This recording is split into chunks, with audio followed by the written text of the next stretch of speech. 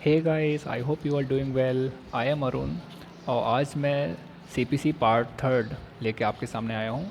Friends, जो लोग यहाँ नए आए हैं मैं उनको बताना चाहता हूँ कि मैंने लॉ नोट्स की फ़िलहाल तो अभी सीपीसी की सीरीज़ चालू की है। इसमें सिर्फ शॉर्ट नोट्स की मैंने बताए हुए हैं। ये नोट्स उनके लिए हैं जो जिन्होंने सीपीसी पहले से पढ़ के रखी हुई है, उनको याद है सेक्शंस में क्या है, ऑर्डर्स में क्या है, उसके अंदर क्या है। और वो कोई कंपटीशन एग्ज़ाम की तैयारी कर रहे हैं और उनका कोई एग्ज़ाम है तो उसके पहले कैसे रिवाइज़ करना है, कैसे रिवीजन नोट्स होने चाहिए, ये थोड़ा सा उनके लिए मैंने नोट्स बना के दिखाए हैं। आप लोग अपनी हैंड राइटिंग में इन नोट्स को बना सकते हैं। तरीका इससे समझ सकते हैं कि कैसे 2 से 3 पेजेस में ही आप पूरी सीपीसी के जो क्रीम है वो आप कवर कर सकते हैं। तो इससे आपका प्री तो बहुत बेहतर हो गई होगा, मेंस में भी आपको कुछ हेल्प मिलेगी। सो फ्रेंड्स, इसके 2 पार्ट्स ऑलरेडी बन चुके हैं वीडियोस, मैं उसकी लिंक डिस्क्रिप्शन में दे दूँगा जो लोग नए हैं। और आज हम बात करते हैं पार्ट थर्ड की। पार्ट थर्ड फ्रेंड्स आप स्क्रीन पर देख ही रहे हैं, मैंने शॉर्ट नोट्स बना के ऑलरेडी दिए हुए हैं।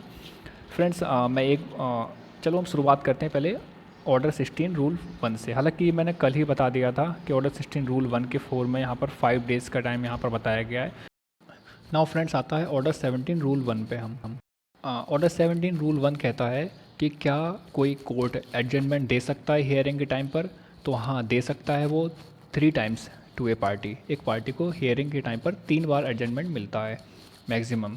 एंड इसके बाद फ्रेंड्स, ऑर्डर 18 रूल 5 ये कहता है कि जब कभी कोई कोर्ट कमीशन नियुक्त करता है तो वो कमीशन जो है वो आकर के वापस आकर के अपनी रिपोर्ट कोर्ट में कितने दिन के भीतर पेश करेगा। तो उसके लिए यहाँ पर टाइम दिया गया है 60 डेज़। 60 डेज़ के भीतर कमीशन को आकर के कोर्ट में अपनी रिपोर्ट सबमिट करनी होती है। ये प्रोवाइडेड है ऑर्डर 18 रूल 5 में। ऑर्डर 20 रूल 1, ऑर्डर 20 रूल 1 का 1 ये कहता है, आप सभी को मालूम है कि ये वो वाला ऑर्डर है जो कि सेक्शन बेस भी पूछा जा सकता है। जैसे कि डिग्री पूछी जा सकती है कि डिग्री कहाँ पर तैयार होती है। तो सेक्शन बेस तो इंपॉर्टेंट है ही है, बाकी अंदर भी इंपॉर्टेंट है। तो ऑर्डर 20 बात करती है जजमेंट के बारे में। तो रूल 1 का 1 कहता है कि जजमेंट किस समय दिया जाना चाहिए।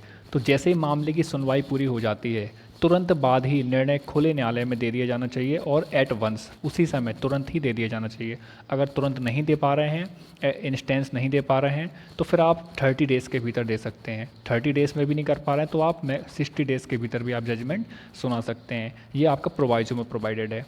Then friends, order 20 rule 6A इसका फर्स्ट ये कहता है कि जो डिक्री होती है वो डिक्री कितने समय के भीतर तैयार की जाती है। तो डिक्री के लिए यहाँ पर टाइम बताया गया है 15 डेज़। ये बहुत ही इंपॉर्टेंट है।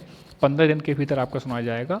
15 डेज़ कब से होगा? जिस दिन आपका निर्णय सुनाया गया था उस दिन से 15 दिन के भीतर आपको डिक्री तैयार करनी पड़ती है। और ख़ास बात यह है कि डिक्री में जो डेट होती है वो डेट उसी डेट को डाली जाती है, वही डेट डाली जाती है जिस दिन जजमेंट सुनाया गया था। तो ये आपका रूल 7 में बताया गया है। हालांकि मैंने यहाँ मेंशन नहीं किया हुआ है, लेकिन ये भी बहुत इंपॉर्टेंट है।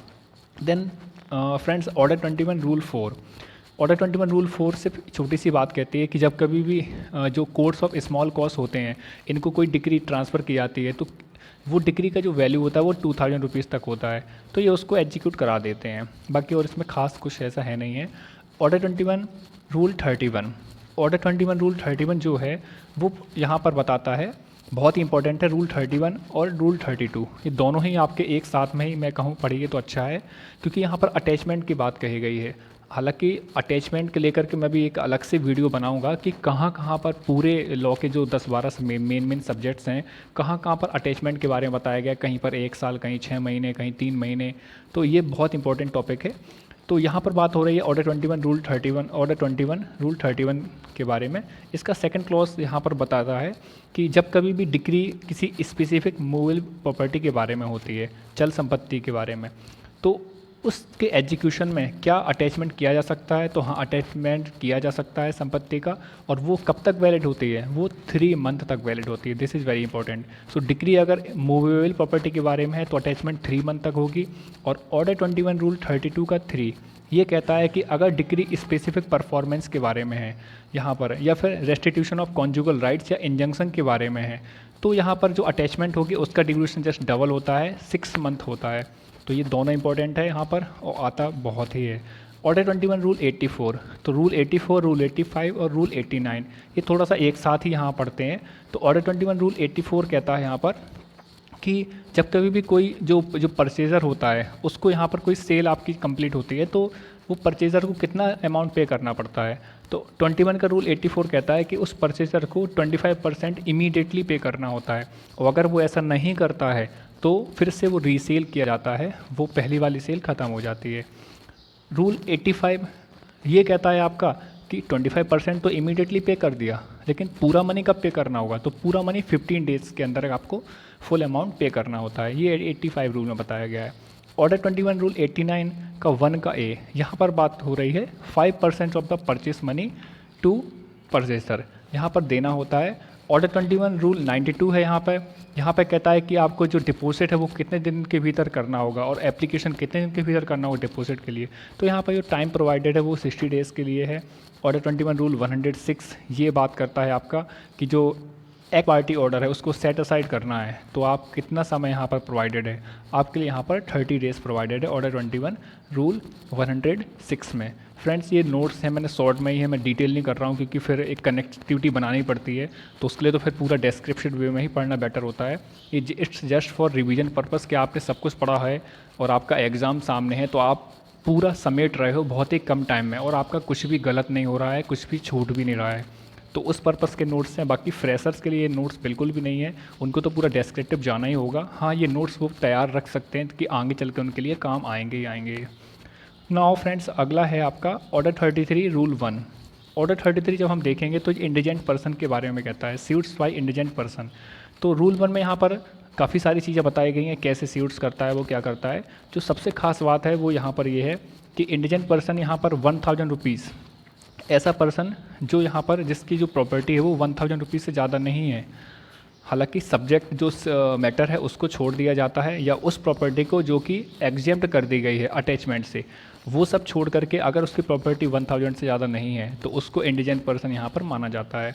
देन ऑर्डर 33 रूल 5 का सी, ये कहता है यहाँ पर कि अगर उसने क्या किया हुआ है, जो प्रॉपर्टी है वो फ्रोडेंटली बेच दी है, तो कितने समय के भीतर बेच दी है, 2 मंथ के भीतर। तो यहाँ पर 2 मंथ बहुत इंपॉर्टेंट है इंडिजेंट पर्सन के लिए ही है। देन ऑर्डर 33 रूल 9 ये कहता है आपका कि 7 डेज़ का time, very very important. Order 33 rule 9 कहता है 7 डेज़ का टाइम। 7 डेज़ का टाइम किस लिए है, यहाँ पर रिटन नोटिस प्लेंटिफ को देना होता है ऑर्डर 33 रूल 9 में। और कौन देता है ये, जब आपका डिफेंडेंट या आपका गवर्नमेंट प्लीडर वो आवेदन करते हैं तो उसके बाद में पूरे 7 दिन की लिखित सूचना उनको देनी होती है, और ये आपका जो रिटन नोटिस होगा ये प्लेंटिफ के लिए होगा, वादे के लिए होगा। ऑर्डर 39 रूल 2 का ए का 1 ये कहता है आपका सिविल प्रिजन के बारे में। सिविल प्रिजन यहाँ पर कितनी बताई गई है रूल ऑर्डर 39 में, रूल 2 में 2A में यहाँ पर 3 मंथ की आपकी सिविल प्रिजन बताई गई है। इसके बाद में order 39 rule 2A, order 39 rule 2A यहाँ पर जो मैं बात कर रहा हूँ इसमें आपका कहता है कि जब इंजंक्शन कोई ब्रीच होता है या डिसोबीडियंस किया जाता है तो आपको क्या होगा इस सज़ा। तो अगर आपने इंजंक्शन ब्रीच किया है तो आपको 3 मंथ सिविल प्रिजन तो हो ही गई, साथ में क्या प्रॉपर्टी अटैच भी हो सकती है, तो 1 ईयर का अटैचमेंट भी यहाँ पर प्रोवाइडेड है। अगला है order 39 rule 3A। Rule 3A में क्या है, रूल 3A में कहता है कि court to dispose of application for injunction within 30 days. तो यहाँ पर 30 दिन के भीतर जो इंजंक्शन का एप्लीकेशन है उसका फाइनल डिस्पोजल 30 दिन के भीतर किया जाता है।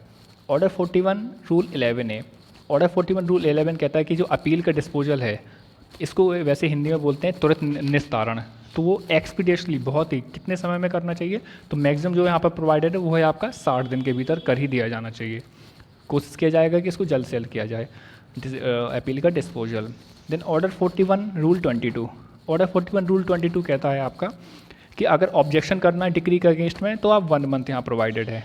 And order 47 rule 5, order 47 rule 5 यहाँ पर कहता है कि रिव्यू के बारे में बात होती है। ऑर्डर 47 ही पूरा रिव्यू के बारे में है, तो उसका जो रूल 5 है ऑर्डर 47 का, वहाँ कहता है कि हेडिंग कहती है कि application for review in court consisting of 2 और मोर जजेस। तो पहली बात तो यहाँ पर 6 मंथ का टाइम बीच में गिवन है, और दूसरी इंपॉर्टेंट बात जो है वो ये है कि यहाँ पर एक या एक से अधिक जजेस, 2 जजेस या उससे मोर जजेस की बात भी यहाँ पर प्रोवाइडेड है। एक रूल यहाँ पर मुझसे छूट गया है फ्रेंड्स, वो है ऑर्डर 27 रूल 5। यहाँ पर भी 2 मंथ मैक्सिमम टाइम बताया गया है, तो उसको भी आप नोट कर सकते हैं। ऑर्डर 27 रूल 5 में 2 मंथ्स मैक्सिमम। बस फ्रेंड्स, इसमें तो इस वीडियो में तो इतना ही है, थोड़ा शॉर्ट में है, ज़्यादा मैंने डिटेल नहीं किया क्योंकि वीडियो बहुत लेंदी हो जाती है। रिवीजन पर्पज़ का नोट्स है तो मोस्टली 10-10 मिनट्स के वीडियोस हैं तीनों, तो आधे घंटे में पूरा आपका बहुत ही अच्छे से आप रिवाइज़ करोगे। अदरवाइज़ आप देखोगे तो बिल्कुल एक बार आपने याद भी कर लिया तो आपको 2-2 मिनट से ज़्यादा नहीं लगने हैं, विद इन 10 मिनट्स आप पूरा CPC कंप्लीट रिवीजन कर लेते हो। सो फ्रेंड्स, CPC में तो ये कंप्लीट हो गया, हालांकि नोट्स तो और भी हैं, लेकिन कल से मैं CRPC शुरू करूँगा, CRPC। और आप बताइए कि आपको किस तरह के नोट्स चाहिए हैं, तो मैं उस तरह का नोट्स आपको प्रोवाइड कर दूँ।